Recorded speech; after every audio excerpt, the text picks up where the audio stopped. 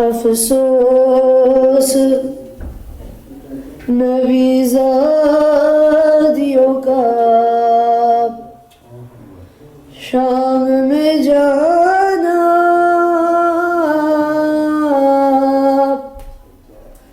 سجاد سے پوچھو۔ ایک بار پھر درود پڑھ دیں گے محمد والے محمد پر۔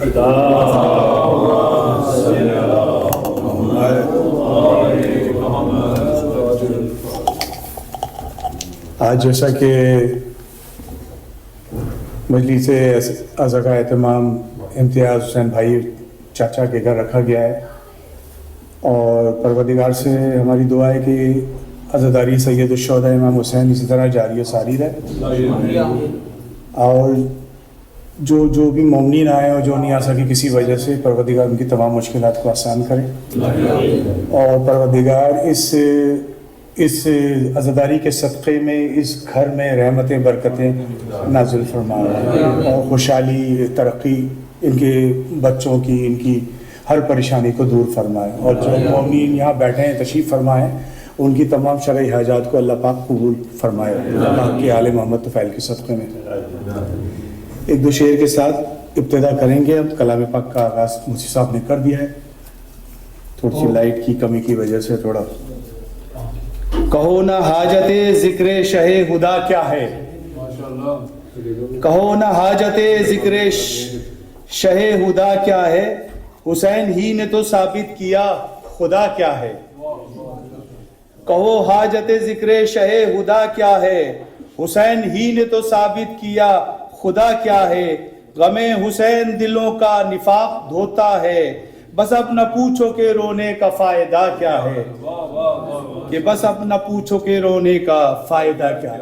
میں درخواست گزار ہوں ہادی عباس صاحب سے کہ وہ آئیں فرش ادا پہ اور ذکر آل محمد ادا فرمائیں۔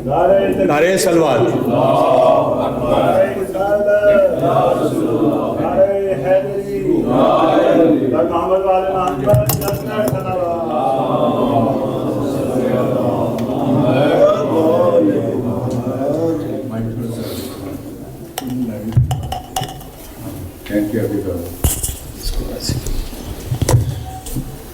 بارے دیگر صلوات پڑھتے ہیں۔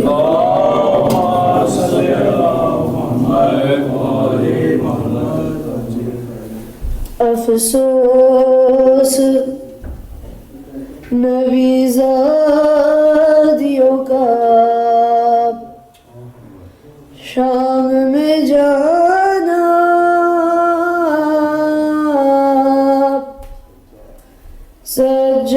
سجاد سے پوچھو۔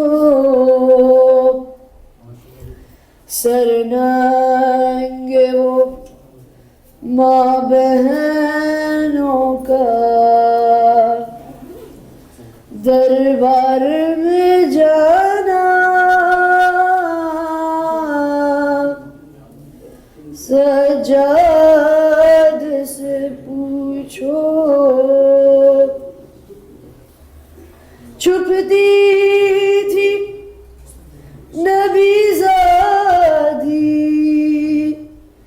نبی زادی کے پیچھے، کس شرم و حیا سے، اور شبر کا ان بیویوں کے نام بتانا، سجاد سے پوچھو۔ بیٹھے ہوئے دربار میں سب چھوٹے بڑے تھے، سادات کھڑے تھے، سر تشت میں رکھا ہوا زینب کو دکھانا،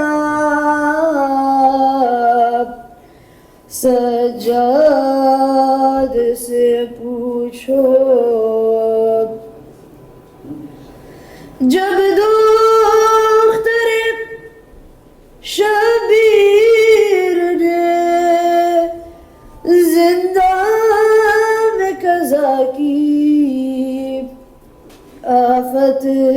کی گھڑی تھی، وہ ننھی سی میت بدھے ہاتھوں سے اٹھانا، سجاد سے پوچھو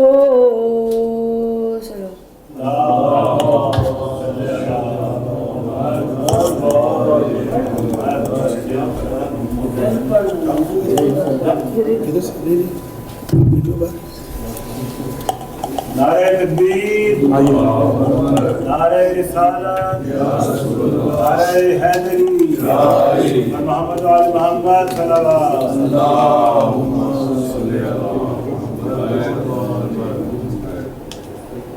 سبحان ربی العالی، ماشاءاللہ، سبحان ربی العالی، سبحان ربی العالی۔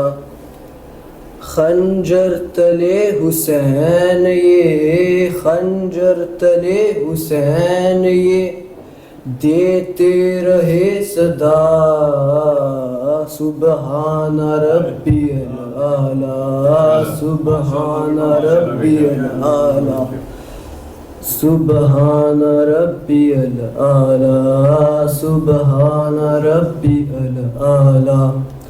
اصغر کو تیرے نام پر قربان کر دیا، گٹھڑی میں تیرے واسطے قاسم اٹھا لیا، میں نے تیری اذان پر، میں نے تیری اذان پر اکبر کیا فدا، سبحان ربی العالی، سبحان ربی العالی۔ جس دم حسین زین سے اترے زمین پر، زخموں سے چور چور تھے سبتے نبی، مگر پیاسے نبوں سے جاری تھی تسبیح ہے کبریا، سبحان ربی العالی، سبحان ربی العالی۔ صلوات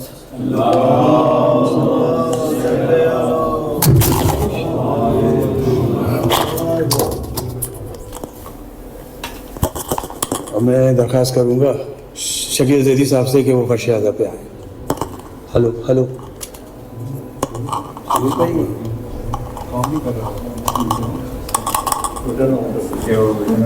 درود پڑھیے گا پر محمد و آل محمد۔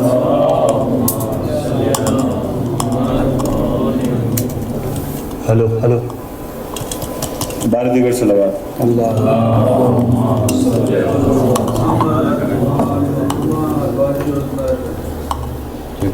مجرے خلق میں جن آنکھوں نے کیا کیا دیکھا،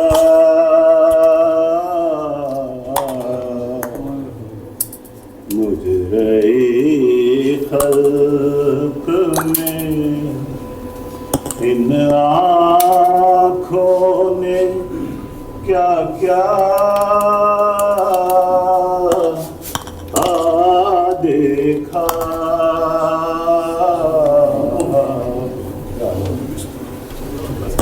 کہیں سے پیغمبر سنا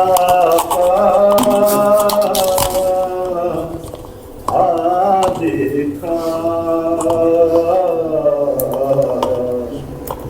مجرے خلق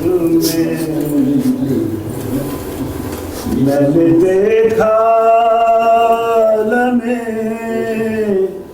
شاہ کو آلودہ خون، میں نے دیکھا لمحے میں شاہ کو آلودہ خون میں نے عباس کو بے جان لب دریا دیکھا مجرئی خلق میں نے دیکھا اصغر کا گلا خون میں تر میں نے دیکھا اصغر کا گلا خون میں تر میں نے زخمی علی اکبر کا کلیجہ دیکھا مجرئی خلق میں ایک گٹھڑی شہدی پشت پہ لائے جس میں ایک گٹھڑی شہدی پشت پہ لائے جس میں نے ٹکڑے ہوئے قاسم کا سراپا دیکھا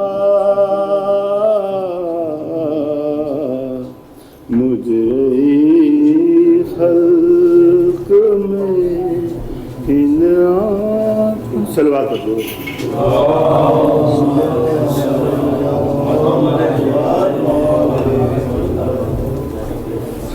محمد وآل محمد صلوات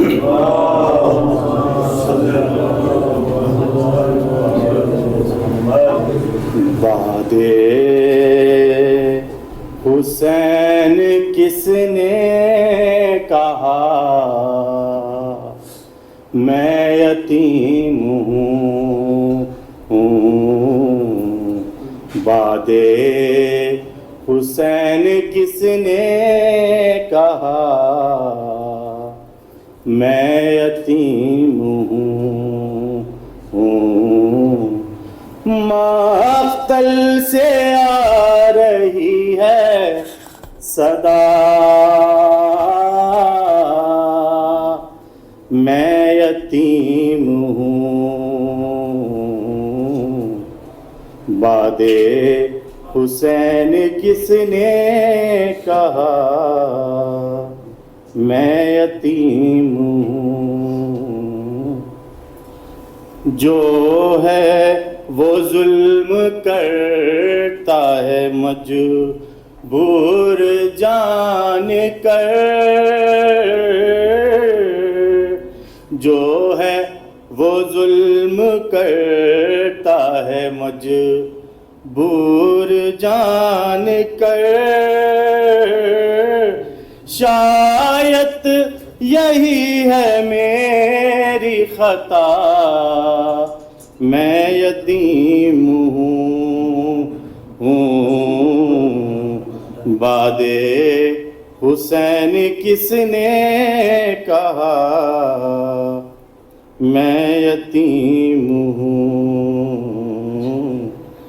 روک کر کہا سکینہ نے لاش حسین پر رو کر کہا سکینہ نے لاش حسین پر اب جا کے یہ یقین ہوا میں یتیم ہوں بعد حسین کس نے کہا میں یتیم ہوں. بولی سکینہ کانوں پہ رکھ کر یوں اپنے ہاتھ. بولی سکینہ کانوں پہ یوں رکھ کے اپنے ہاتھ. گوہر نہ چھین بہرے خدا میں یتیم ہوں. میں اپنے آنسوؤں سے بجھا لوں گی اپنی پیاس. میں اپنے آنسوؤں سے بجھا لوں گی اپنی پیاس. دریا سے لوٹ آؤ چچا میں یتیم ہوں. سر رکھ دیا سکینہ نے زینب کی گود میں. سر رکھ دیا سکینہ نے زینب کی گود میں. رکھنا پھوپھی خیال میرا میں یتیم ہوں. مقتل سے سوئے شام یہ کہتی ہوئی چلی. مقتل سے سوئے شام یہ کہتی ہوئی چلی. بابا میرا شہید ہوا میں یتیم ہوں. باد حسین کس نے کہا میں یتیم ہوں.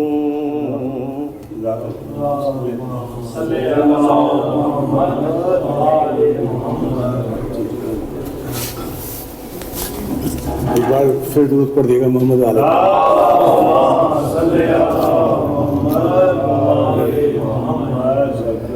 نعرے تکبیر، نعرے رسالت، نعرے حیدری. کچھ اشعار ہیں آپ لوگوں کی نظر کر رہے ہیں. غرور ٹوٹ گیا کوئی مرتبہ نہ ملا. یزید کے لیے کیا؟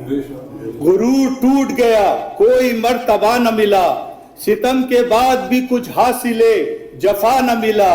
سرے حسین ملا ہے یزید کو لیکن، سرے حسین ملا ہے یزید کو لیکن، شکست یہ ہے کہ پھر بھی جھکا ہوا نہ ملا.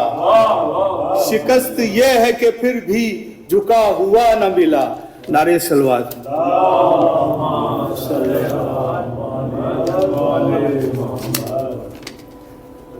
کمینے لوگوں کی گردن میں ڈالنے کے لیے، کمینے لوگوں کی گردن میں ڈالنے کے لیے ابھی بچھے ہوئے لعنت کے ہار باقی ہیں. ابھی بچھے ہوئے لعنت کے ہار باقی ہیں. ہمارا ان سے کبھی فیصلہ نہیں ہوگا، ہمارا ان سے کبھی فیصلہ نہیں ہوگا. کیوں؟ یزید مر گیا کچھ رشتہ دار باقی ہیں. یزید مر گیا کچھ رشتہ دار باقی ہے. نعرے صلوات پڑھ دیے.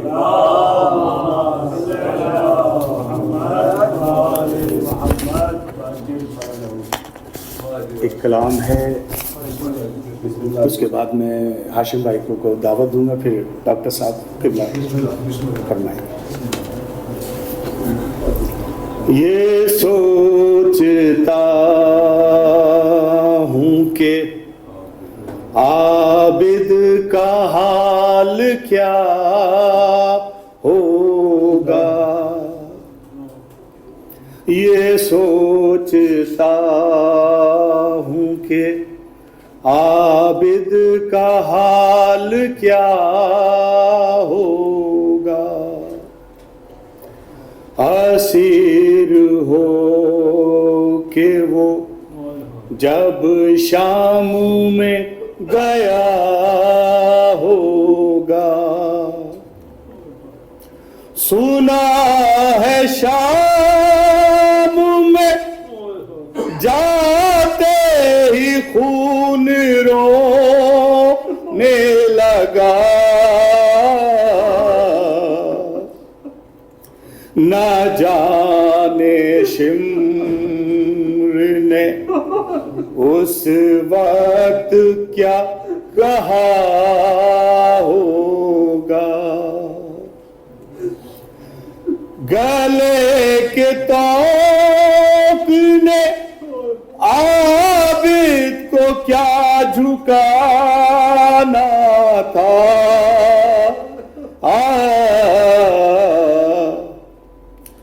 وہ اپنے کھوئے ہوئے لال ڈھونڈتا ہوگا.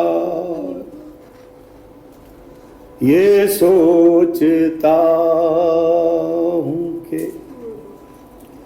وہ ظلم دیکھے ہیں سجاد نے حسین کے بعد.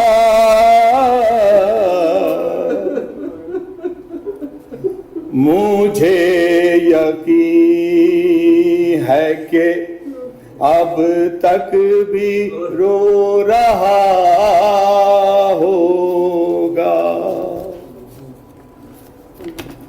وہ یاد کرتا تو ہوگا وطن کی شاہی کو.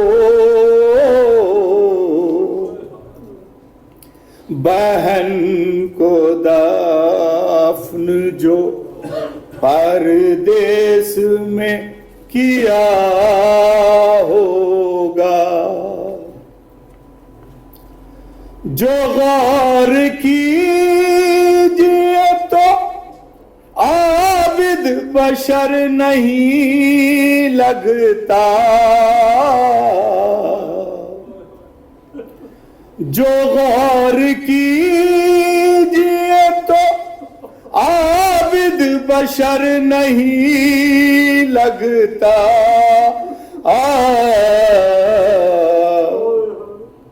میرے خیال میں دکھ درد کا خدا ہوگا. یہ سوچتا ہوں کہ عابد کا حال کیا ہوگا. اسیر ہو کہ وہ جب شام میں گیا ہوگا. درود پڑھ دیے گا. ہاشم بھائی سے درخواست کروں گا کہ نعرہ تکبیر، نعرہ رسالت، نعرہ حیدری، محمد و آل محمد صلوات. ہاشم بھائی کے والد صاحب عابد قادری صاحب کی صحت و سلامتی کے لیے صلوات پڑھتے ہیں.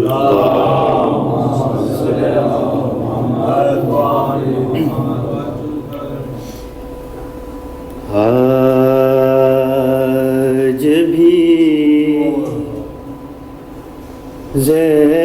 زینب کی آتی ہے صدا بھائی حسین. آج بھی زینب کی آتی ہے صدا بھائی حسین. تیرا چہرہ، تیری آنکھیں بھول کب پائی حسین، آج بھی زینب کی آتی ہے صدا بھائی حسین، چلتے ناکے سے گرایا، خود کو جلتی ریت پر، چلتے ناکے سے گرایا، خود کو جلتی ریت پر،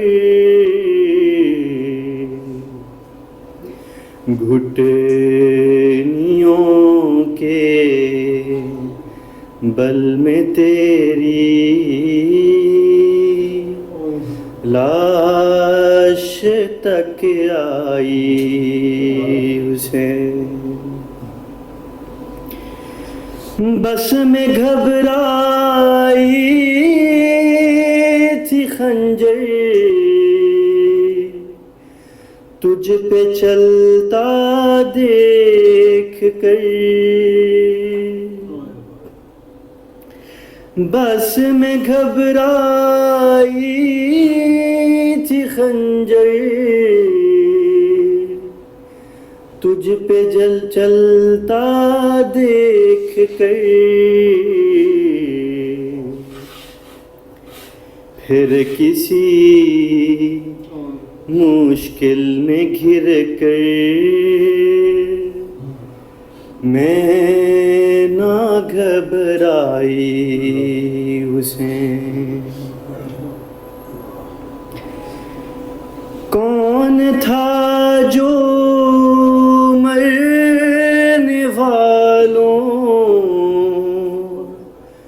میں نہیں تھا خوبرو، کون تھا جو مرنے والوں میں نہیں تھا خوبرو، بھولنے بیٹھی تو کس کس کی نہ یاد آئی حسین، بہہ رہے تھے آنکھ سے آنسو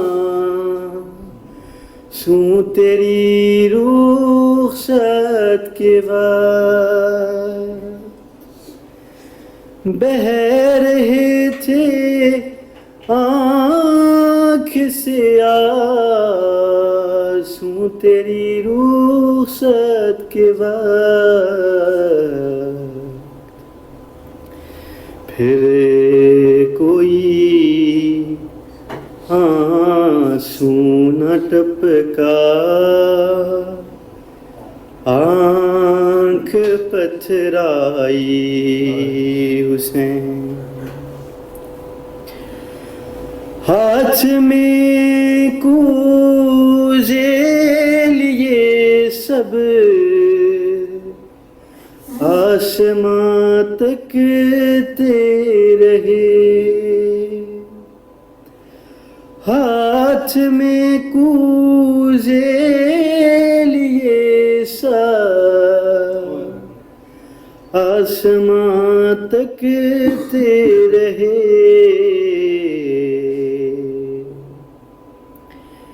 پر اب رہنے ایک بوند پانی کی نہ برسائی حسین، تیرا چہرہ تیری آنکھیں بھول کب پائی حسین، آج بھی زینب کی آتی ہے صدا بھائی حسین۔ اور محمد و آل محمد صلی اللہ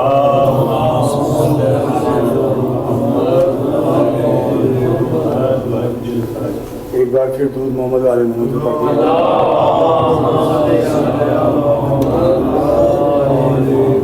اب میں درخواست کروں گا ڈاکٹر اعلیٰ تصور حسین الحسینی صاحب سے کہ قبلہ تشریف لائیں اور ذکر آل محمد سے ہم سب کو مستفید کریں۔ قبلہ کی صحت اور سلامتی کے لیے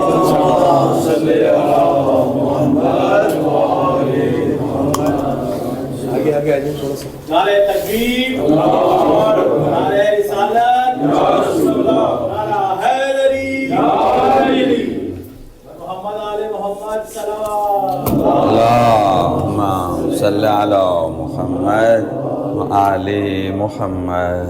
جی ٹھیک ہے۔ حسینیت، حسینیت، یزیدیت، یزیدیت، نعرہ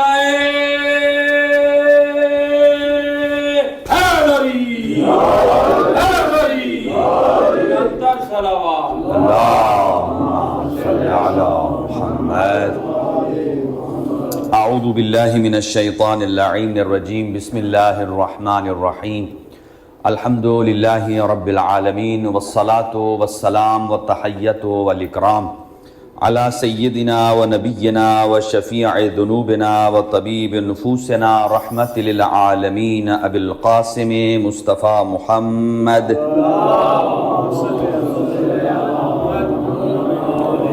وعلى أهل بيته الطيبين الطاهرين المعصومين المنتخبين المنتجبين، لا سيما على بقية الله الأعظم روحي وأرواح العالمين لتراب مقدمه الفداء، عجل الله تعالى فرجه الشريف وسهل الله تعالى مخرجه الشريف، ولعنة الله على أعدائهم أجمعين من يومنا هذا إلى قيام يوم الدين.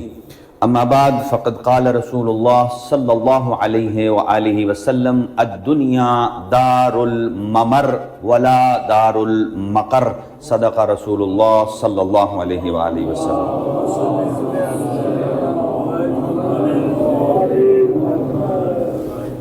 آپ کی خدمت میں ایک فرمان ذیشان حضرت محمد مصطفیٰ صلی اللہ علیہ وآلہ وسلم کو پیش کیا ہے، اور چونکہ مجلس اعضاء کا انعقاد ایک گھر میں ہے، ہمارے محترم امتیاز صاحب اللہ تعالیٰ کی ذات ان کے اس گھر کو آباد و شاد فرمائے اور ان کو اللہ طول عمر نصیب فرمائے، اور اسی عنوان سے اگر آپ کی توجہات ہوں گی تو میں قرآن مجید سے آج 14 گھر دکھانا چاہتا ہوں تاکہ ہمیں پتہ چلے کہ قرآن کیا فرما رہا ہے، کون کون سے گھر ہیں، ان میں سے کون سا کیسا ہے، اور پھر اپنے گریبان میں جھانک کے اللہ کا شکر ادا کریں کہ اللہ نے ہمیں اہل بیت اطہار سے ایسے منسوب کیا ہے کہ ہم سوتے ہیں تو بھی عبادت میں مصروف ہیں، جاگ رہے ہیں تو بھی عبادت میں مصروف ہیں، چونکہ یہ خود محبت اہل بیت ایک بہت بڑا سرمایہ ہے۔ تو اللہ تعالیٰ کی ذات اس گھر کو جتنا وسیع ہے اسے وسیع تر فرمائے، اور جو بے گھر ہیں دنیا میں اللہ ان کو گھر عنایت فرمائے، اور روایات میں آیا ہے کہ بہترین گھروں میں سے وہ گھر ہے کہ جو زیادہ وسیع اور کوشادہ ہوتا ہے۔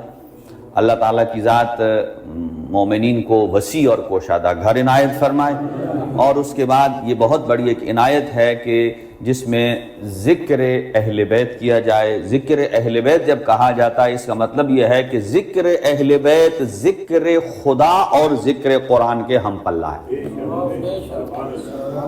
اور اللہ تعالیٰ کی ذات محترم امتیاز صاحب کی توفیقات میں اضافہ فرمائے، اور اللہ تعالیٰ کی ذات ان کے اس مسائی جمیلہ کو قبول فرمائے۔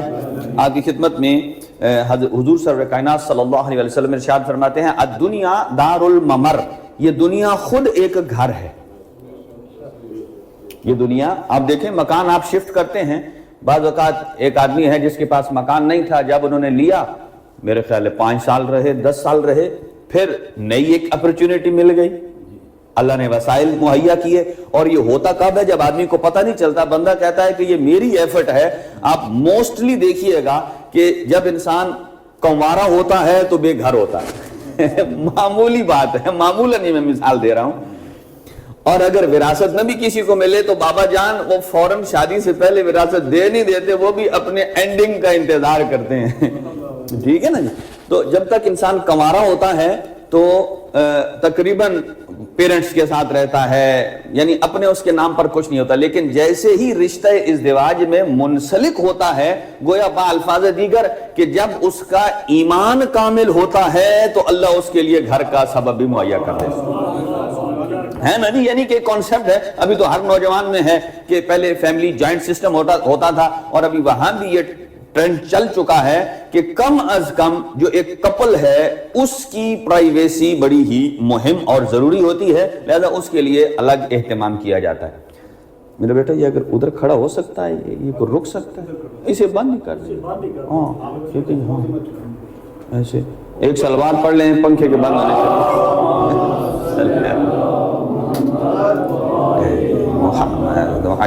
بہت خوبصورت ہوا اور بہترین موسم.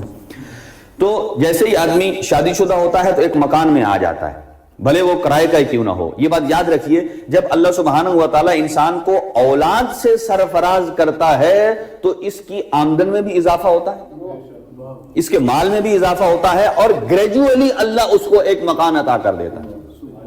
اور خاص طور سے روایات میں ہے کہ جس گھر میں اللہ پہلی بیٹی عطا کرتا ہے وہ گھر کبھی بھی تنگ دستی میں مبتلا نہیں ہوتا. اسی لیے فرمایا اللہ آپ کو بیٹی دے تو پہلے اس کا نام بعد میں جو بھی رکھنا ہے کچھ دنوں کے لیے اسے فاطمہ کے نام سے پکارا جائے، اس لیے کہ اس سے اس کے وجود میں ایک برکت آتی ہے.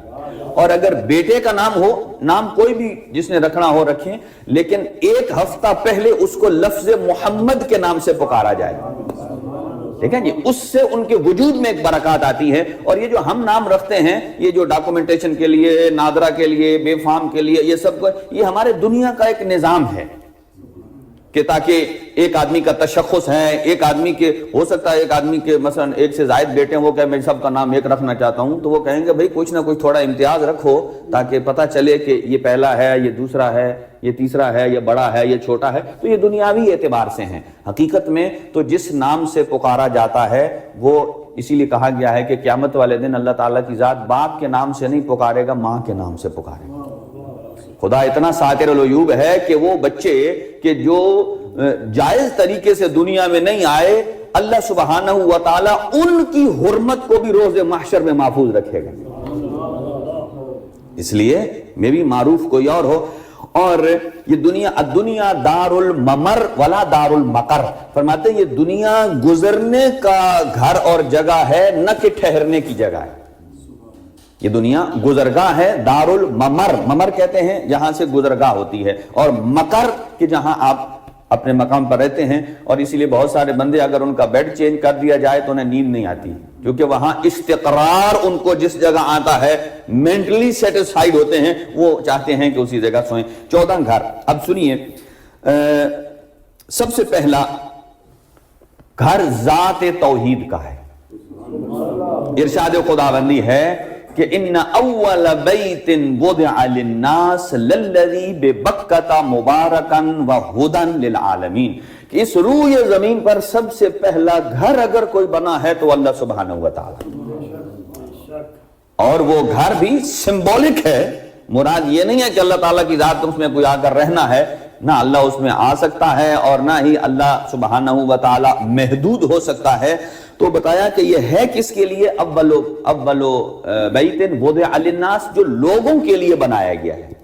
للذی ببکۃ، یہ جو بکہ ہے نا، ہم مکہ بولتے ہیں، مکہ کو پہلا نام بکہ تھا. بکہ کا معنی ہوتا ہے شور شرابہ کرنا. اور چونکہ حضور سرور کائنات جب دعوت تبلیغ دیتے تھے تو وہ آگے سے شور شرابہ کرتے تھے، جیسے کہ ایک آدمی کو بات کرنا چاہتا ہے آگے سارے شور شرابہ کر دیں، تو اس لیے اس کا نام بعد میں مکہ پڑا ہے. ببکۃ وضع للناس للذی ببکۃ ہدی وَرَحْمَةً لِلْعَالَمِينَ، یہ ہدایت بھی ہے اور عالمین کے لیے، مبارک بھی ہے اور ہدایت بھی ہے عالمین کے لیے۔ تو گویا پہلے گھر کی نشانی یہ ہے کہ وہ بابرکت ہے، اور دوسرا بابرکت وہ ہوتا ہے کہ جس گھر سے کرنیں نکل کر عالمین کو ہدایت کے لیے تیار کریں۔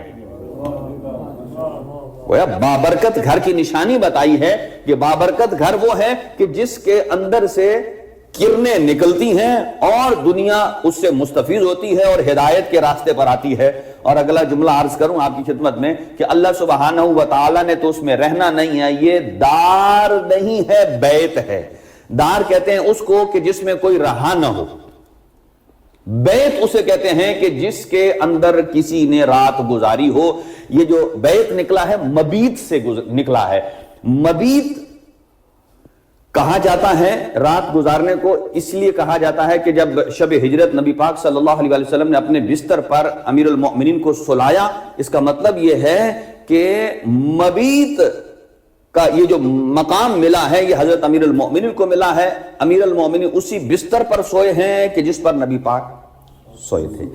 اچھا، جو صرف چار دیواری ہو، اینٹوں کی بلڈنگ ہو جسے حضرت ابراہیم اور حضرت اسماعیل نے تعمیر کیا ہے، وہ ہے ہدن للعالمین، عالمین کے لیے ہدایت دینے والا۔ اور یقیناً جو اس گھر میں آیا ہے وہ بھی عالمین کے لیے رحمت ہے، وہ بھی عالمین کے لیے ہدایت ہے۔ وہ کون ہے؟ حضرت امیر المؤمنین کی ذات گرامی ہے۔ اور جب اس گھر سے پہلی مرتبہ حضرت فاطمہ بنت اسد علی کو اٹھا کر گھر سے باہر نکلتی ہیں تو ایک جملہ کہا اہل مکہ کو، یا اہل المکہ، اے اہل مکہ، الحمدللہ الذی، تمام تعریفیں اس اللہ کے لیے ہیں کہ جس اللہ نے اس بچے کے لیے اور اس گھر کے لیے مجھ فاطمہ بنت اسد کا انتخاب کیا۔ یعنی یہ کتنا ہے کہ اللہ نے مجھے عالمین پر چن لیا ہے۔ چن لیا کا مطلب کیا ہے کہ واحد ایک گھر کے جس کی طرف انسان منہ کر کے نماز پڑھتا ہے وہ اللہ کا گھر ہے، اور واحد ایک ہی فرد ہے اس دنیا میں کہ جو مولود کعبہ قرار پایا ہے اور وہ ذات امیر المومنین ہے۔ تو پہلا گھر اولو بیت وضع للناس، اللہ سبحانہ و تعالیٰ کا اپنا گھر ہے، اور یہ مبارکن و ہدن للعالمین، مبارک ہے اور بابرکت کا ایک اثر یہ ہے کہ عالمین کے لیے ہدایت مہیا کرتا ہے اور عالمین کے لیے عبادت کا ایک مرکز ہے۔ ہر آدمی اپنی چھوٹی چھوٹی مسجد میں نماز پڑھتا ہے، لیکن حج بیت اللہ کے لیے عالمین سے لوگ جمع ہوتے ہیں، یہ اس پہلے گھر کی ایک فضیلت نمایاں ہے۔ آ جائیے اب دوسرے گھر کی طرف۔ دوسرا گھر ہے بیت المقدس۔ بیت المقدس ہے کہ اللہ سبحانہ و تعالیٰ نے، آپ کہیں گے وہ تو گھر نہیں ہے، جبکہ قرآن مجید نے ارشاد بھی فرمایا ہے کہ یہ گھر بہت سارے انبیاء کا مسکن رہا ہے، انبیاء اس کے اندر رہتے تھے۔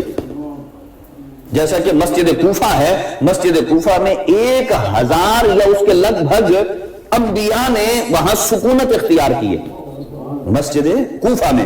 اور حضور امام زمان جب عجل اللہ تعالیٰ فرج و شریف تشریف لائیں گے تو اسی کوفہ میں ایک مسجد تعمیر کریں گے جس کے 1000 دروازے ہوں گے، 1000 دروازے ہوں گے۔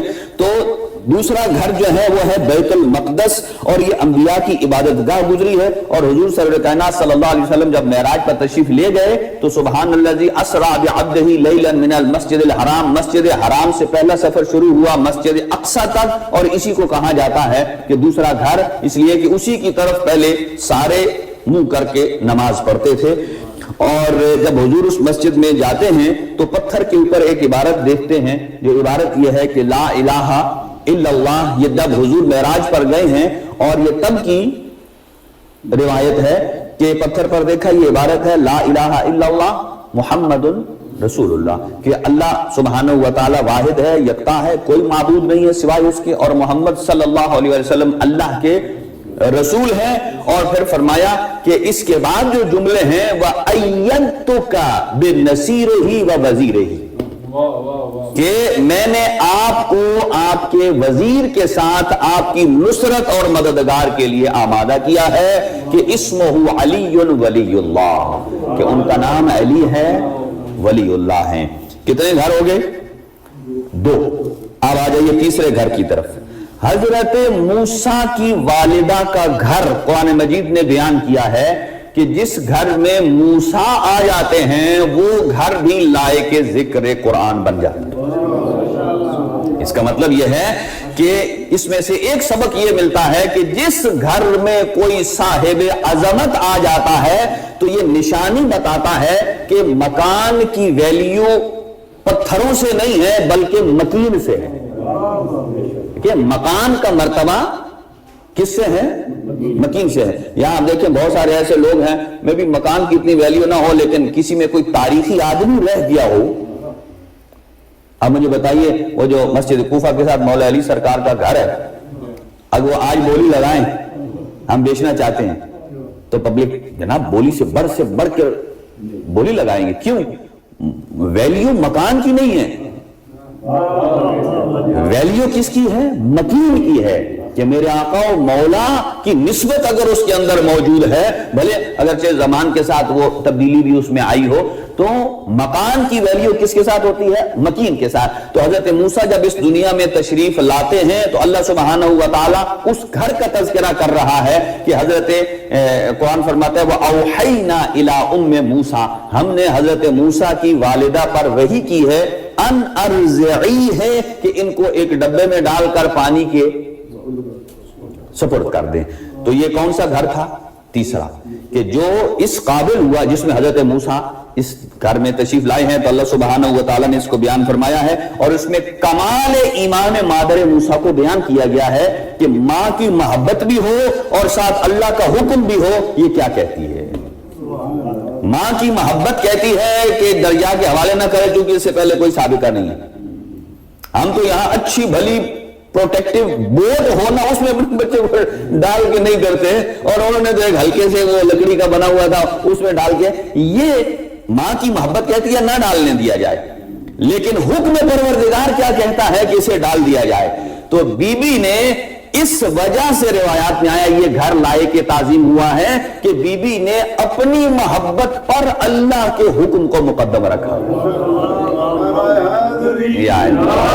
یعنی وہ گھرانے کہ جہاں انسان اپنی ذاتی محبتوں کو ثانوی اور سیکنڈری پوزیشن پر لائے اور اطاعت پروردگار اور حکم خدا کو اگر پرائمری پوزیشن پر لائے تو یہی لائق مدح اور لائق سلام ہے۔ کتنے گھر ہو گئے جی؟ ہاں انشاءاللہ آپ کے گھروں تک پہنچیں گے، میں پورے 40 منٹ ہی کروں گا انشاءاللہ آپ کی خدمت میں جب مجھے ٹائم دیا گیا ہے۔ اور اگلا گھر آ جاتا ہے وہ ہے فرعون کا گھر۔ آئے آئے اب کوئی کہے گا بھائی ادھر تو حضرت موسیٰ آئے اور یہ اس وجہ سے لائق فضیلت ہوا، فرعون کے گھر کا اللہ نے کیوں تذکرہ کیا؟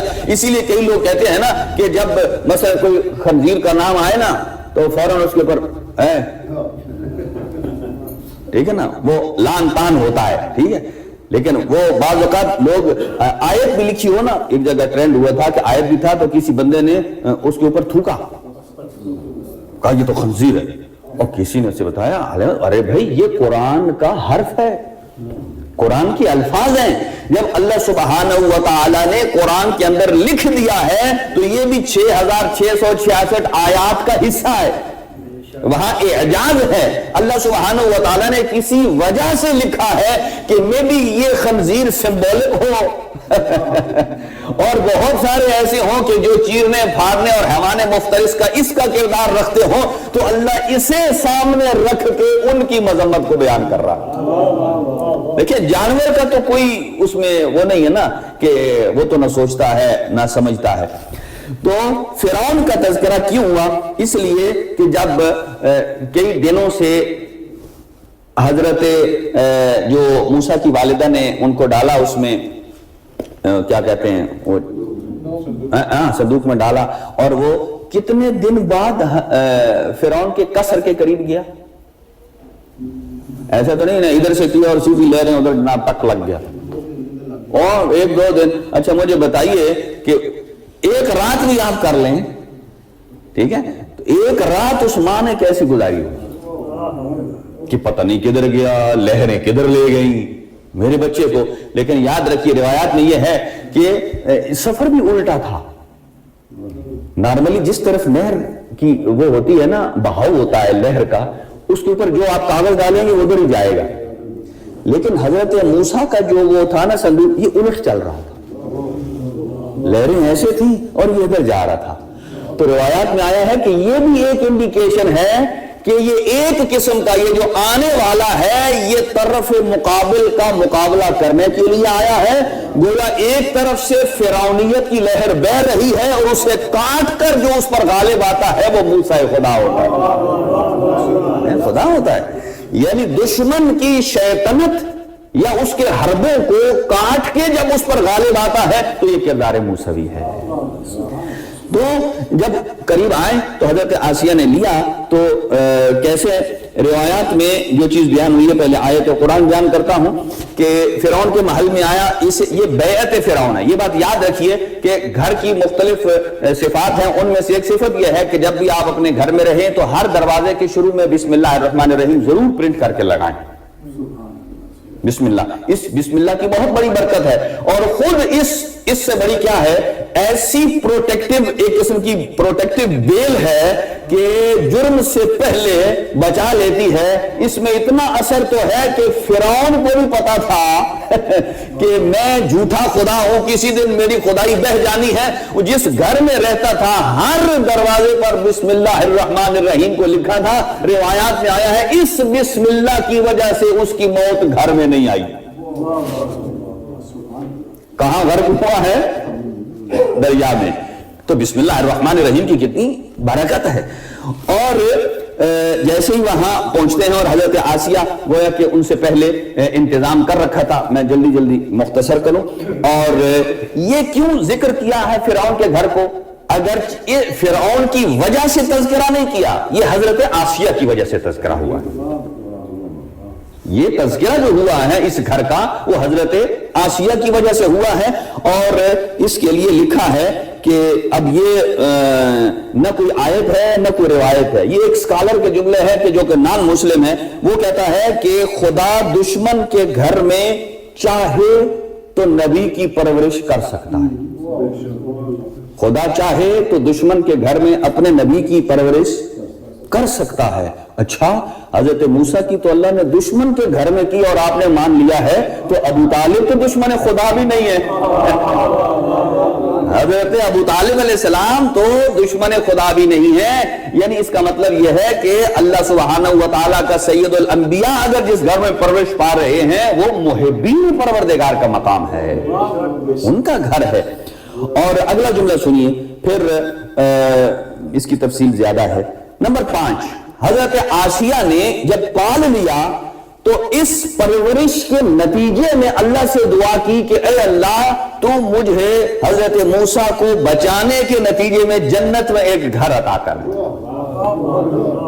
یہ نئے گھر کا تذکرہ ہے. قرآن کی آیت ہے، حضرت مریم نے جملے کہ رب اے میرے اللہ ابن لی تو بنا میرے لیے عندکا اپنے پاس بیتن فی الجنت، جنت میں ایک گھر بنا دے. آپ اندازہ لگائیے یہ حضرت آسیہ کی ڈیمانڈ ہے، نہ کہ اللہ تعالیٰ نے پہلے سے کر دیا.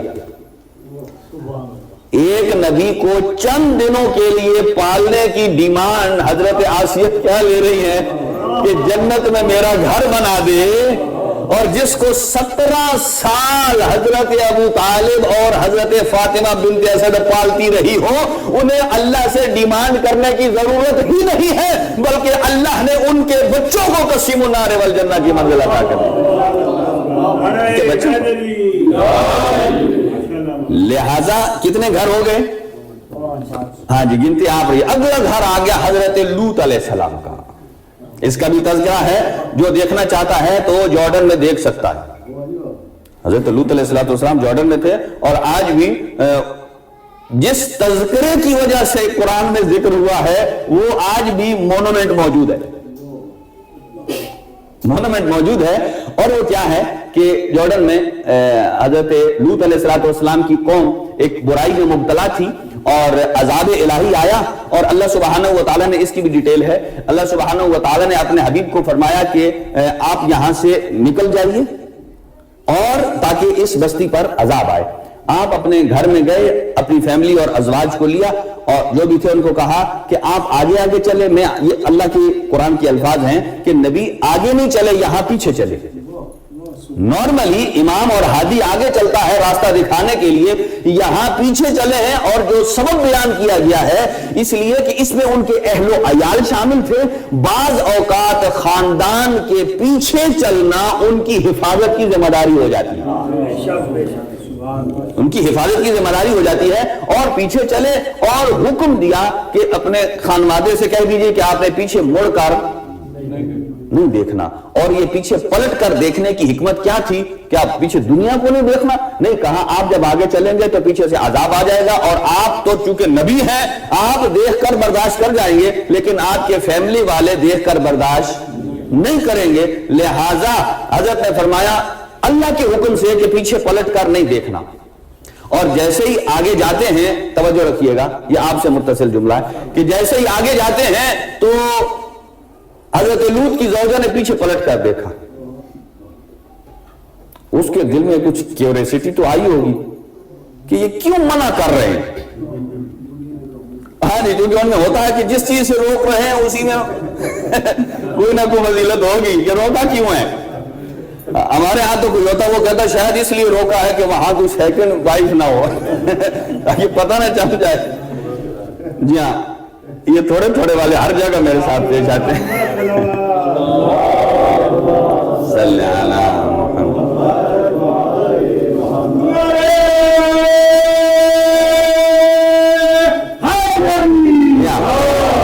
توجہ, اس نے پلٹ کر پیچھے دیکھا اور فوراً ادھر جم گئی.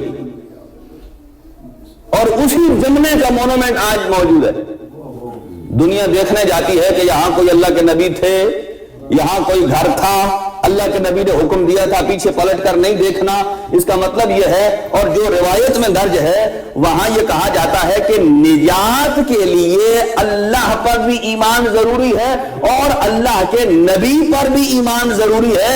یہ اللہ کے نبی پر ایمان جتنا امت پر ضروری ہے ایسے ہی ان کی زوجہ پر بھی ضروری ہے. اگر زوجہ بھی صاحب ایمان نہ ہو تو یہی حشر ہوتا ہے جو حضرت لوط کی زوجہ کا ہو گیا.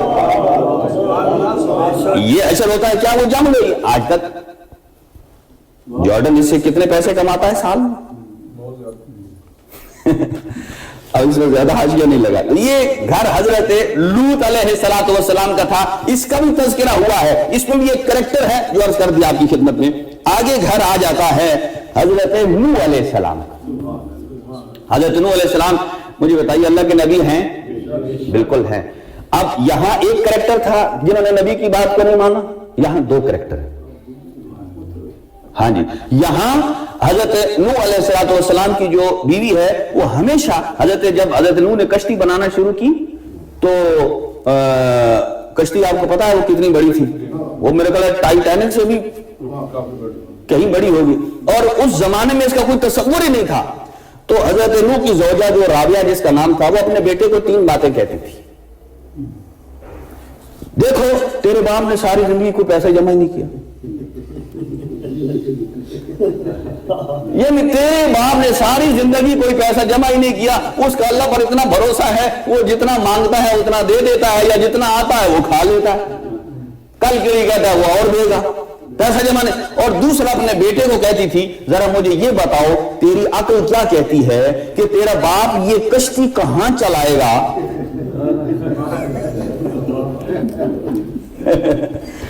یہ کشتی کہاں, کشتی ریت میں چلائے گا.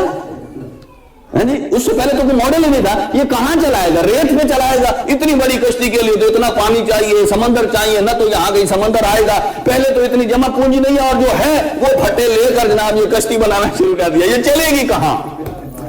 ان باتوں میں بیٹا آ کے گمراہ ہو گیا, یہی سے کشتی سے نفرت ہو گئی. اب مجھے بتائیے ایک جملہ کہہ دوں,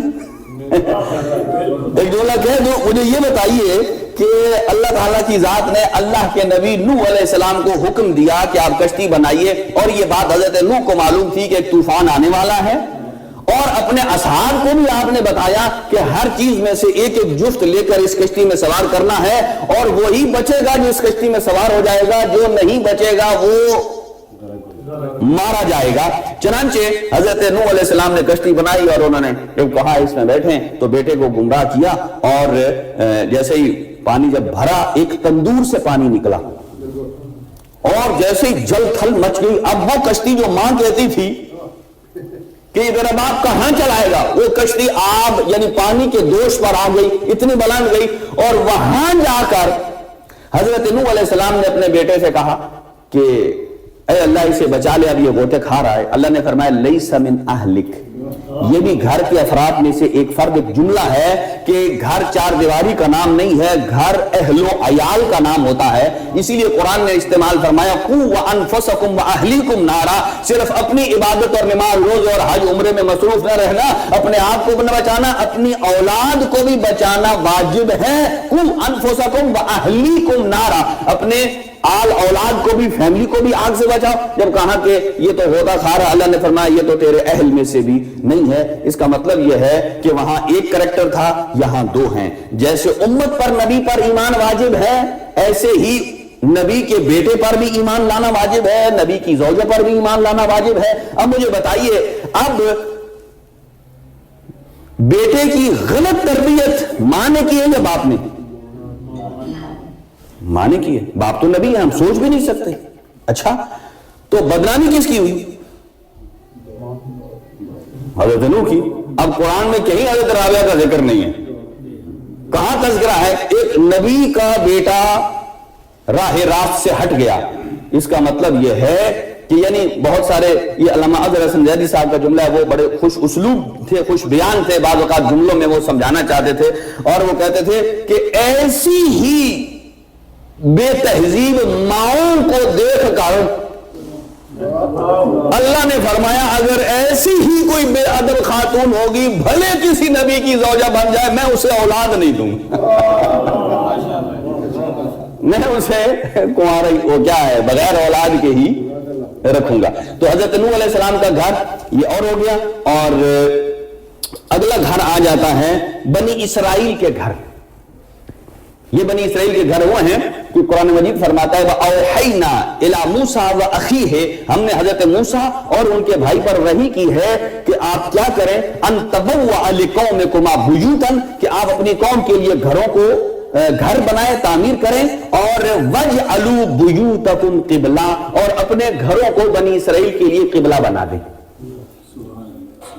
لہٰذا وہاں روایات میں آیا ہے کہ اس گھر میں حضرت ہارون پیدا ہوئے تھے، تو اللہ تعالیٰ نے فرمایا کہ اس کو بنی اسرائیل کے لیے گھر بنا دو۔ تو گویا اس کا تذکرہ اس لیے ہوتا ہے کہ نبی نے فرمایا انت منی بمنزلت ہارون من موسیٰ، آپ کی مثال مجھ سے وہی ہے جو ہارون کو موسیٰ سے تھی۔ جس گھر میں موسیٰ آ جائے وہ بنی اسرائیل کے لیے قبلہ ہوتا ہے، اور جس گھر میں اللہ کا علی آ جائے یہ بھی ایک گھر ہے۔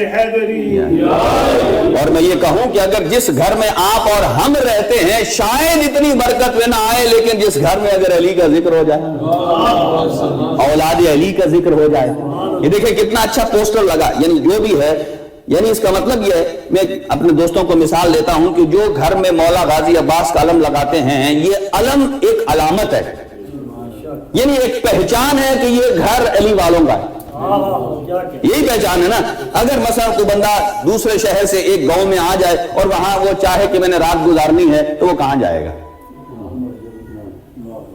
وہ دیکھے گا علم والا مومنوں کا ہی ہے یار، دروازہ کھٹکھٹا دے گا بغیر ہیلا حجت کے۔ ٹھیک ہے، مجھے بتائیے تھوڑی دیر کے لیے سمجھے کہ مولا امام زمان عجل اللہ تعالی فرجہ الشریف کا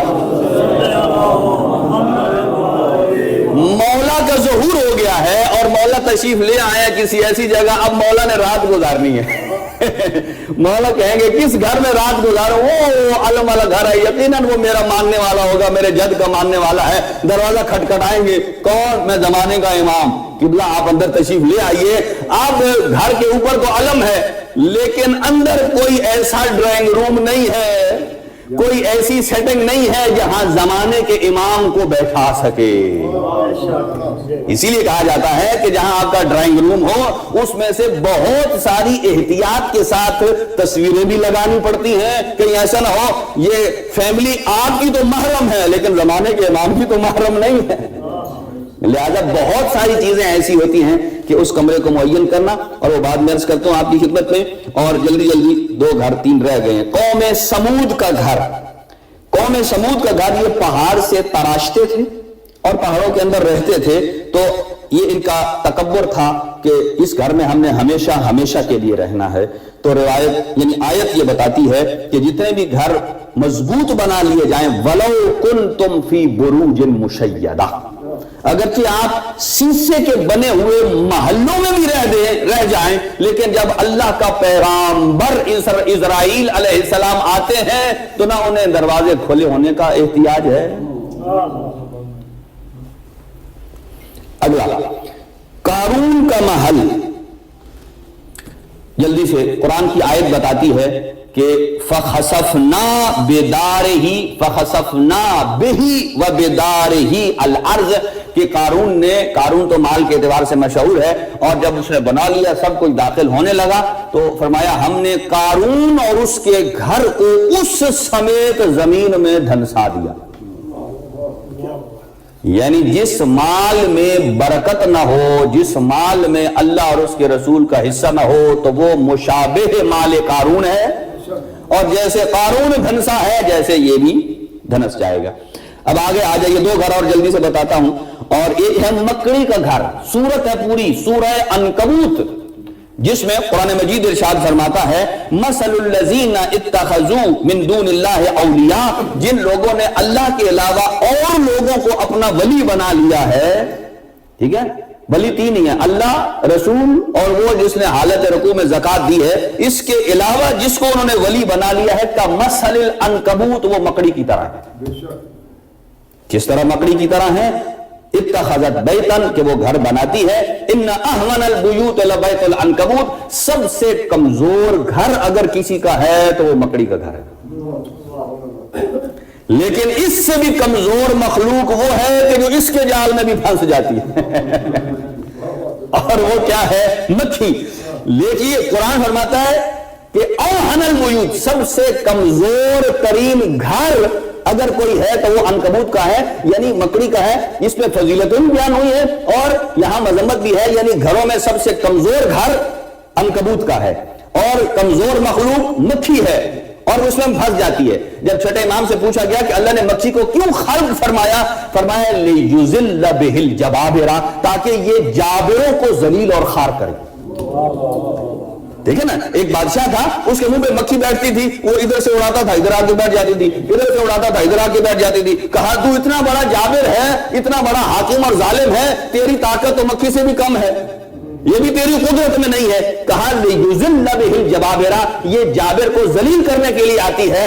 ہاں, کہ جب یہ احمن البیوت کمزور ترین ہوتا ہے تو تب ہوتا ہے کہ جب یہ کمزور ہے, جب اسی کمزور گھر کی نسبت اگر معصوم سے مل جائے. ہائے ہائے, شب ہجرت جب اس غار کے سامنے اسی مکڑی نے جالا بنا لیا اور حضور کی جان کو بچا لیا, تو شاید مفسرین نے لکھا ہے شاید اس ایک عمل کی وجہ سے اللہ نے اس عنکبوت کو قرآن میں, اس کا نام ہے عنکبوت میں سورہ نازل کی. دیکھیں نا, عنکرل کیا ہے, احمن البیوت. اب آ جائیے آخری گھر کو بتاتا ہوں, باقی جو رہ جائیں گے انشاءاللہ پھر ویسل میں بتا دیں گے. اور وہ ہے کہ اہل ایمان کا گھر.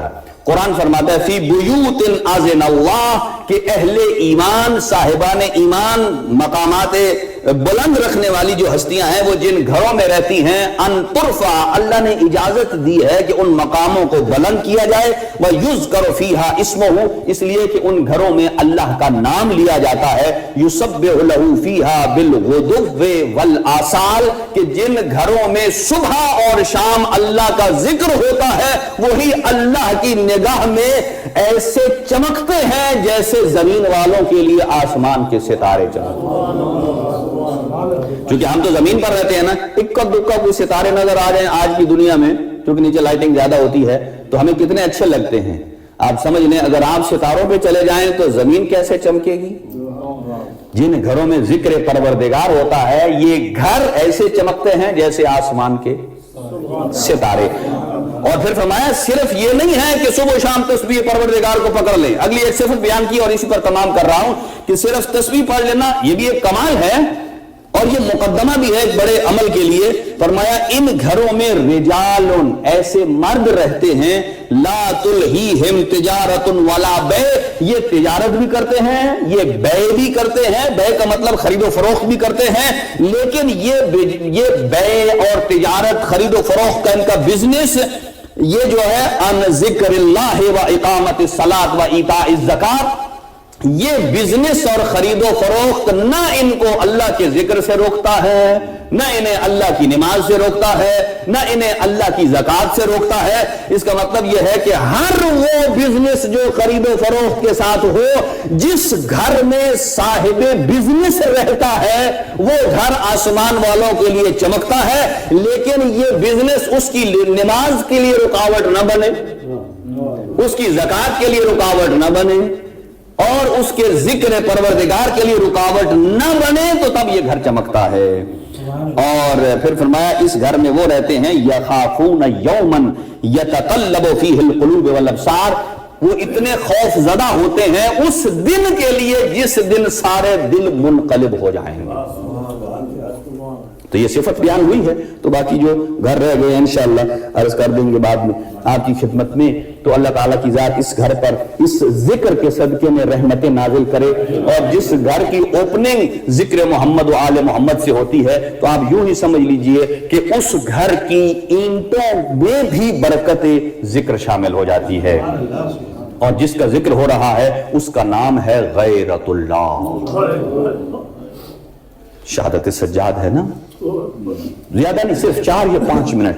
جس امام کا نام ہے غیرت اللہ. اگلا جملہ سنیے، یہ مصائب کا پہاڑ ہے. وہ امام جس کی زندگی کی پہلی شام کا نام ہے شام غریبہ. اجرکم علی اللہ، یہ ہے دل قبر حسین کہ جس کی امامت کی پہلی شام کا نام ہے شام غریبہ. اور امام فرماتے ہیں وہ وقت اتنا مشکل تھا کہ جب میری پھپھی نے سارے بچوں کو ایک جگہ جمع کیا ایک ٹیلے کے پاس، اور یہ شمر خبیث ظالم ایسا ہے کہ بار بار میری پھپھی کے پاس آ کر تانا دیتا تھا، کہاں ہے تیرے پردے کا وارث عباس، کہاں ہے تیرا بھائی حسین، کہاں ہے تیرا کڑیل جوان علی اکبر. یہ ہنستا بھی تھا اور تانے بھی دیتا تھا. یہ امام سجاد وہ امام ہے جس کی پوری زندگی عزاداری میں گزری ہے. پانی پر نگاہ پڑتی ہے تو گریا کرنے لگتے ہیں. اور اگر کسی مستور کے ہاتھ میں 6 مہینے کا بچہ دیکھتے ہیں، اور اگر کسی مستور کے سر پر برقع اور نقاب دیکھتے ہیں تو گریا کرنے لگتے ہیں. اور ابن منظر نے پوچھا مولا اب بس کر دیں، کربلا کو گزرے وقت ہو گیا ہے، اب تو گریا کم کر دیں. مولا اگر آپ کی طبیعت میں قرار نہیں آتا تو آپ اپنے غلام سے کہیے کہ وہ آپ کی کرسی دریا کے کنارے پر لے جائے، اچھا منظر دیکھیں گے، آپ کو سکون ملے گا. کہا ابن منظر تو نے مجھ سے انصاف نہیں کیا. جب میں ٹھاٹھے مارتا ہوا دریا دیکھتا ہوں تو مجھے سکینہ بہن کی پیاسے یاد آ جاتی ہے، مجھے اپنے 6 مہینے کا اصغر یاد آ جاتا ہے. یہ کہا آقا اگر آپ دریا پر نہیں جانا چاہتے اپنے غلام سے کہیے کہ بازار کے کنارے کرسی لگا دے، لوگوں کی آمد و رفت کو دیکھیں گے تو آپ کو تشفی ہو جائے گی. کہا ابن منظر جب میں لوگوں کی بھیڑ دیکھتا ہوں تو مجھے شام کا بازار یاد آ جاتا ہے. اجرکم علی اللہ، فرمایا مجھے وہ وقت نہیں بھولتا کہ جب شام کے بازار میں داخل ہونے لگے نا، ایک مرتبہ میری پھپھی زینب گر گئی ہے اس مجمع کی بھیڑ میں۔ نیاز حسین مجھے بتائیے اگر کوئی اس مجمع کی بھیڑ میں کوئی گر جائے یا کسی کی مستور گر جائے تو لوگ جلدی سے بڑھتے ہیں مدد کیجئے، کوئی چارپائی لے کر آتا ہے اور کوئی حلقہ بنا لے گا کہ اہل حرم ہے کہ محرم آ کر انہیں اٹھا لے۔ ارے بھائی یہاں تو کوئی گر جائے تو لوگ سہارا دیتے ہیں، چارپائی لے آتے ہیں، یہاں حجاب اور پردہ بنا لیتے ہیں اور فرماتے ہیں جس بازار میں میری پھپھی گر پڑی ہے کہا کوئی اٹھانے والا نہیں تھا، فرمایا خود بتاؤ کہ میرے ہاتھوں میں زنجیر ہے۔ اجرکم علی اللہ۔ اور جب امام کی نگاہ پڑتی نا کسی قصاب پر اور قصاب پر، ایک قصاب کو دیکھا اور مولا کے سامنے سے جب وہ قصاب آیا نا اور اس نے آلہ ذبح اپنی کمر کے پیچھے چھپا لیا اور مولا فرماتے ہیں مجھے پتا ہے تم نے کیا کرنا ہے، مجھے اتنا بتاؤ کیا تو جانور ذبح کرنے کی شرائط جانتا ہے؟ کہا میں آپ کے نانا رسول اللہ کا مسلمان ہوں، مجھے معلوم ہے کہ جب کسی جانور کو ذبح کرنا ہو تو پہلے پانی پلاتے، جب پانی کا نام آیا رخ کربلا کی طرف مڑ گیا اور کہتے ہیں واہ حسینہ، یہاں لوگ جانوروں کو پیاسا ذبح نہیں کرتے۔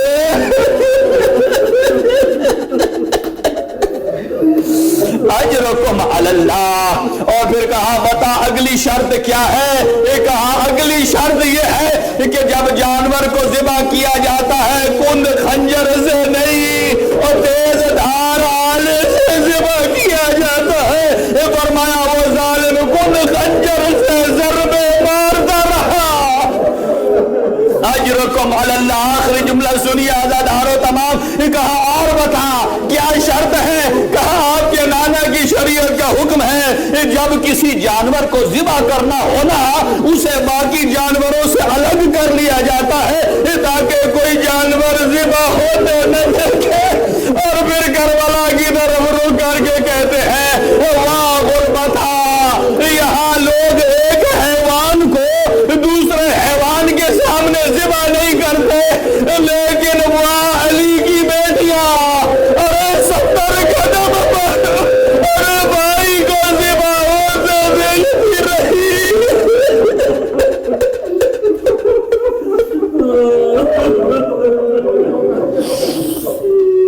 ماتم حسین سینہ نہیں لبدا بابا میں رل گئیاں، تیرا سینہ نہیں لبدا بابا میں رل گئیاں، تیرا سینہ نہیں لبدا بابا میں رل گئیاں، تیرا سینہ نہیں لبدا بابا میں رل گئیاں۔ اجلت ہے دور میں دے، اجلت ہے دور میں دے، فتح گرونا بھول گئیاں، تیرا سینہ نہیں لبدا بابا میں رل گئیاں، تیرا سینہ نہیں لبدا بابا میں رل گئیاں،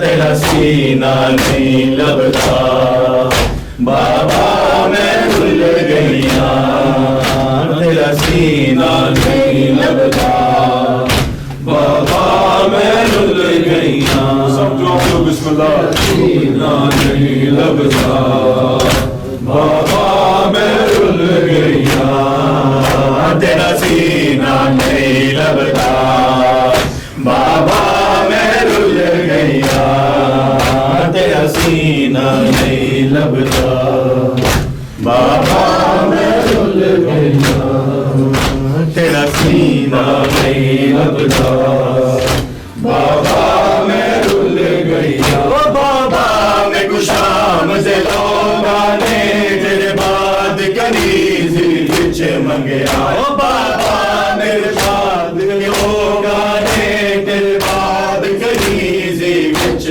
منگیا، میں غیرت سیدہ دی، میں غیرت سیدہ دی، وہ پھیلے مر گئیاں،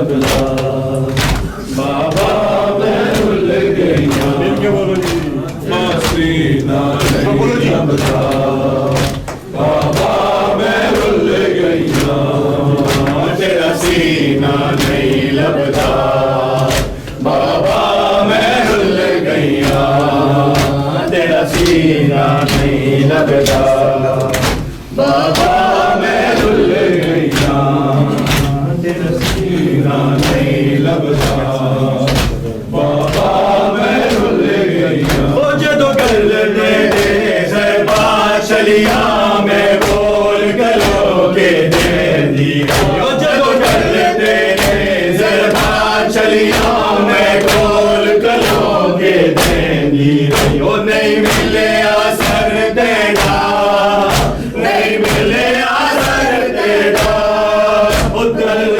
گرتی رہیا تیرا سینہ نہیں لبدا بابا میں رل گئیاں تیرا سینہ نہیں لبدا بابا میں رل گئیاں تیرا سینہ نہیں لبدا بابا میں رل گئیاں تیرا سینہ نہیں لبدا بابا میں رل گئیاں تیرا سینہ نہیں لبدا بابا میں رل گئیاں تیرا سینہ نہیں لبدا بابا میں رل گئیاں دیتا پہلا پرسا مقتل وچ میں گشن یقین یتیمی دا دیتا پہلا پرسا مقتل وچ میں گشن یقین یتیمی دا انج ظالم ہاتھ چایا انج ظالم ہاتھ چایا او میں راگ کر دیا تیرا سینہ نہیں لبدا بابا میں رل گئیاں تیرا سینہ نہیں لبدا بابا میں رل گئیاں تیرا سینہ نہیں لبدا بابا میں رل گئیاں تیرا سینہ نہیں لبدا بابا میں رل گئیاں تیرا سینہ نہیں لبدا بابا میں رل گئیاں تیرا سینہ نہیں لبدا بابا میں رل گئیاں تیرا سینہ نہیں لبدا بابا میں رل گئیاں مولا حق امام یا حسن یا حسین مولا حق امام یا حسن یا حسین مولا حق امام یا حسن یا حسین مولا حق امام یا حسن یا حسین مولا حق امام یا حسن یا حسین یا حسین یا حسین یا حسین وہ عابد بیمار تھا وہ عابد بیمار تھا چلنے سے جو لاچار تھا چلنے سے جو لاچار تھا اور شام کا بازار تھا اور شام کا بازار تھا اور مصطفیٰ کی بیٹیاں مولا حق امام یا حسن یا حسین مولا حق امام یا حسن یا حسین یا حسین یا حسین یا حسین اور شبیر کی وہ لاڈلی شبیر کی وہ لاڈلی سینے پہ جو شاہ بلی سینے پہ جو شاہ بلی جس کی آواز میں جلی جس کی آواز میں جلی ہم اوپر تنا جو کے نشان مولا حق امام یا حسن یا حسین مولا حق امام یا حسن یا حسین حسین یا حسین یا حسین یا حسین یا حسین یا حسین یا حسین یا حسین یا حسین یا حسین یا حسین یا حسین یا حسین یا حسین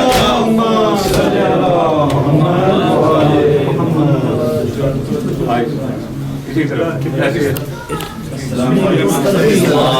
عليك يا رسول الله، السلام عليك يا باعث الهدى، السلام عليك يا حبيب الله، السلام على محمد وعلي وفاطمة والحسن والحسين وعلي بن الحسين زين العابدين ومحمد بن علي الباقر وجعفر بن محمد الصادق وموسى بن جعفر الكاظم وعلي بن موسى الرضا ومحمد بن علي التقي وعلي بن محمد النقي والحسن بن علي العسكري والخلف القائم المهدي الأمان من فتن الزمان. السلام عليك يا دافع الظلم والعدوان، عجل الله تعالى فرجك وسهل الله تعالى مخرجك مدهورك ورحمة الله وبركاته. اللهم صل على محمد.